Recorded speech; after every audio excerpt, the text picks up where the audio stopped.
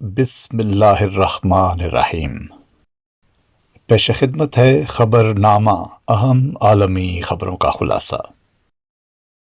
اسرائیل کے غزہ پر حملے 15ویں روز بھی جاری رہے، جہاں اسرائیلی بمباری سے غزہ میں جاں بحق فلسطینیوں کی تعداد 4385 ہو گئی، جن میں 1756 بچے اور 976 خواتین شامل ہیں، جبکہ 13,651 فلسطینی زخمی ہیں۔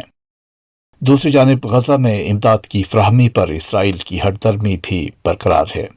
اسرائیلی فوج کا کہنا ہے کہ غزہ جانے والی امداد میں ایندھن نہیں جائے گا۔ فلسطینی وزارت صحت نے امداد میں ایندھن شامل نہ ہونے کو بیماروں زخمیوں کی جانوں کے لیے خطرہ قرار دیتے ہوئے عالمی برادری اور مصر سے غزہ امداد میں ایندھن بھی شامل کرنے کا مطالبہ کیا ہے۔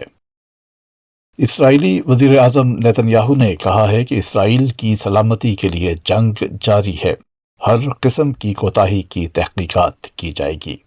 عرب میڈیا کے مطابق تل ابیب میں پارلیمنٹ سے خطاب کرتے ہوئے اسرائیلی وزیر اعظم نے کہا کہ حماس کے پاس اسرائیلی یرغمالیوں کی واپسی سے دستبردار نہیں ہوں گے۔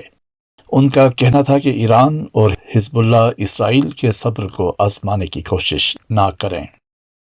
ترجمان ایرانی وزارت خارجہ ناصر کنعانی کا کہنا تھا کہ امریکہ کو اسرائیل فلسطین تنازع کا ذمہ دار ٹھہرانا چاہیے۔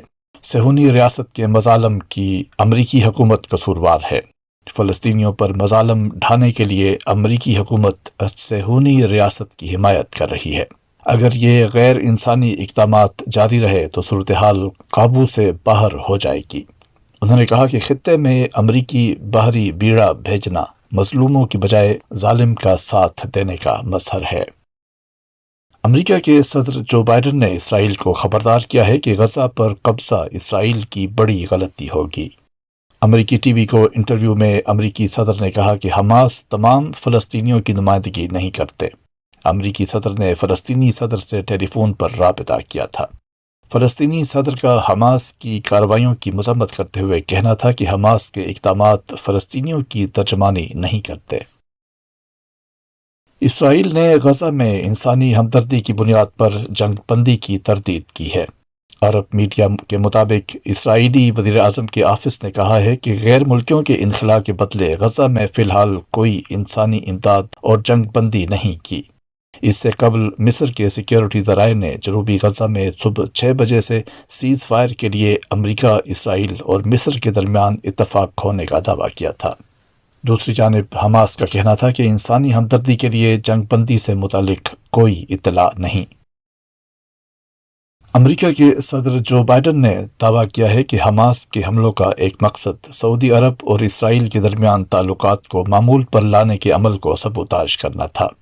ایک فنڈ ریزنگ ایونٹ سے خطاب میں بائیڈن نے کہا کہ حماس کو پتہ تھا کہ وہ جلد ہی سعودی قیادت کے ساتھ بیٹھ کر اس معاملے پر بات کرنے والے تھے۔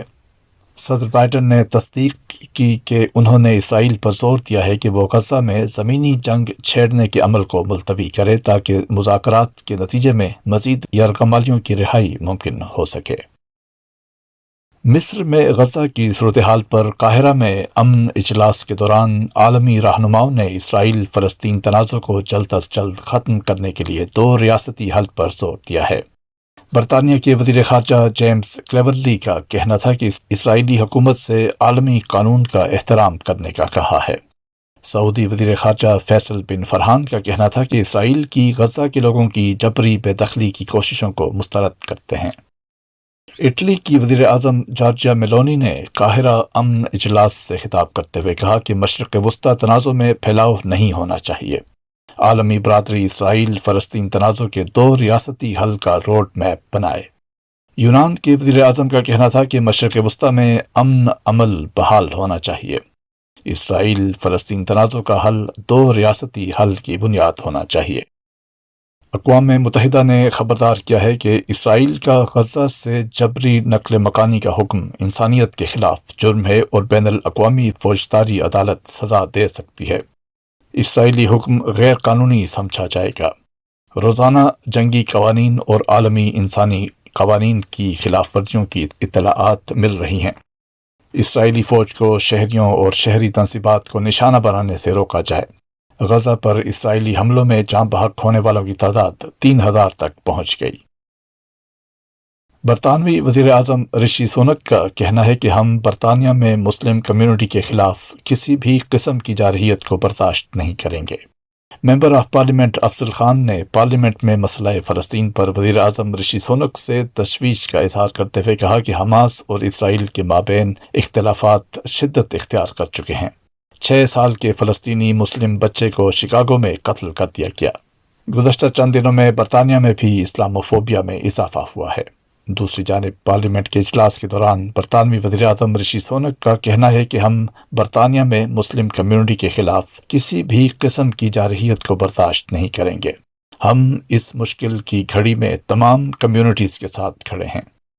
وزیر اعظم رشی سونک کا یہ بھی کہنا ہے کہ 24 ملین پاؤنڈ برطانوی مسلم کمیونٹی مساجد اور سینٹرز کے لیے مختص کر دیے ہیں۔ یہ تھا اہم عالمی خبروں کا خلاصہ۔ روزنامہ الفضل انٹرنیشنل، سوموار 23 اکتوبر سن 2023، صفحہ 8۔